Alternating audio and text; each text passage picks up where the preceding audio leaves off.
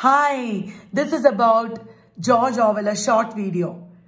As you know, he was a very major post-war novelist of Britain. But even though he was a British novelist, he was born in our India, in Bihar, in the place called Motihari. As soon as he was born, he left for Britain and he had his schooling there, and he went to Eton because he belonged to an aristocratic family. And then when he was old enough, he travelled in Paris and London, where he did not use his father's money. He was very poor. He lived like a tramp. This he has written about in his first work, 1933 published work, Down and Out in Paris and London. After that, he worked in the Imperial Police in Burma. He wrote about that also in Burmese days. It is a novel where Dr. Veerasamy is fighting with the magistrate. A very corrupt magistrate is hatching some intrigues and plots against Veerasamy. That came in 1934. Immediately after that, he wrote another novel, A Clergyman's Daughter, in 1935, where a middle-class woman is having a brief period of freedom among the tramps. After that came another work. It is a novel again, Keep the Aspidistra Flying. It is about a young bookseller's assistant called Gordon Comstock. And you know who this character is modeled on? Our George Orwell himself. After this, he wrote a journalistic work. You know, he was always more a journalist than a novelist. Which is the journalistic work that came after this? It is The Road to Vegan Beer. Here, he wrote about unemployment in northern England. And then he went and fought in the Spanish Civil War. At that time in Spain, the liberal leftist Republicans were fighting against the nationalists led by the dictator Francisco Franco. And all the writers like the Orden Group writers, Orwell, etc. fought on the side of the Republican army. And after this, he wrote another novel, Coming Up for Air. It is the story of an insurance clerk, George Bowling. He has lots of troubles which actually reflect Orwell's own troubles at this time. At this time, Orwell wrote a lot of prose works, non-fiction works. I will talk about that at the end of the video. His most important work, however, are the dystopian novels, Animal Farm and 1984. Animal Farm came in 1945 and 1984 came in 1949. At this time, he had a lot of trouble publishing Animal Farm because it was anti-Russian. It was a satire on Russian Revolution. It was against Stalin. Stalin was represented as the Boer Napoleon. And at that time, the British had a pro-Russian atmosphere. They were friendly with the Russians. And this was the time of the Second World War. And Orwell had a lot of time publishing this novel.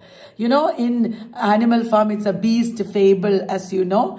The Manor farm is taken over by the animals. It is named Animal Farm. Napoleon rules over the other animals, and he fights the other boar, the intelligent boar, Snowball, who represents Trotsky.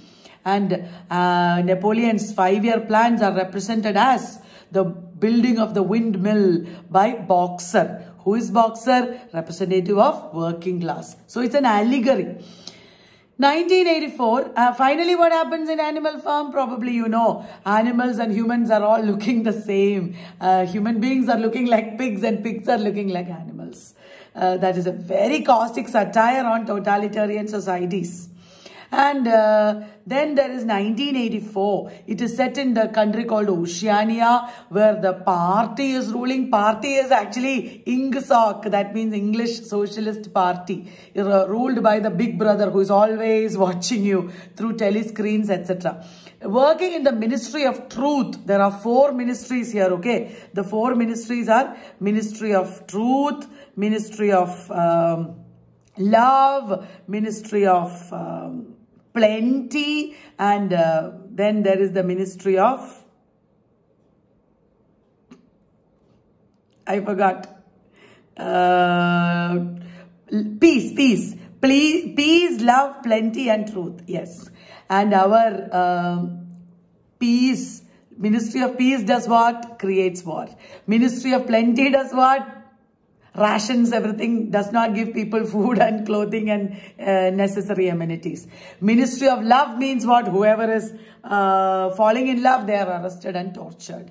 And Ministry of Truth means what? That is where our Winston is working. In Ministry of Truth, documents are rewritten to suit the party. You know, party's version of truth is being told. What is Winston doing? Winston is working in the Ministry of Truth. And then he does something very illegal. He buys a diary and begins to write in it. We will think what is illegal about it? But in Oceania, it is illegal. It is England, Oceania in the future. England in the future is called Oceania. There are only 3 countries in the world at that time, it seems. Eurasia, East Asia, and Oceania.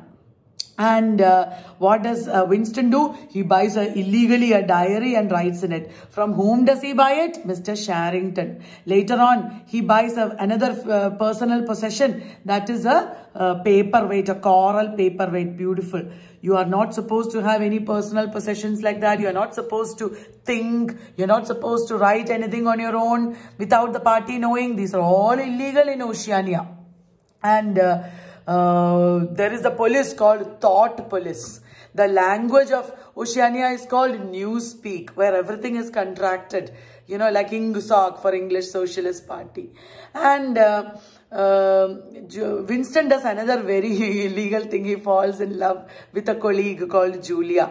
They also meet secretly in the upstairs of Sharrington's shop.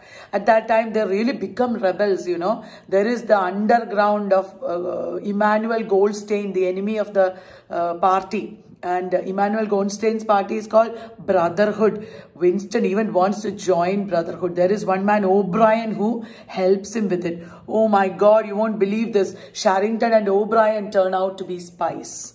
Oh, and Winston and Julia are arrested. They are tortured. And Winston's head is pushed into a cage of rats in the infamous room number 101.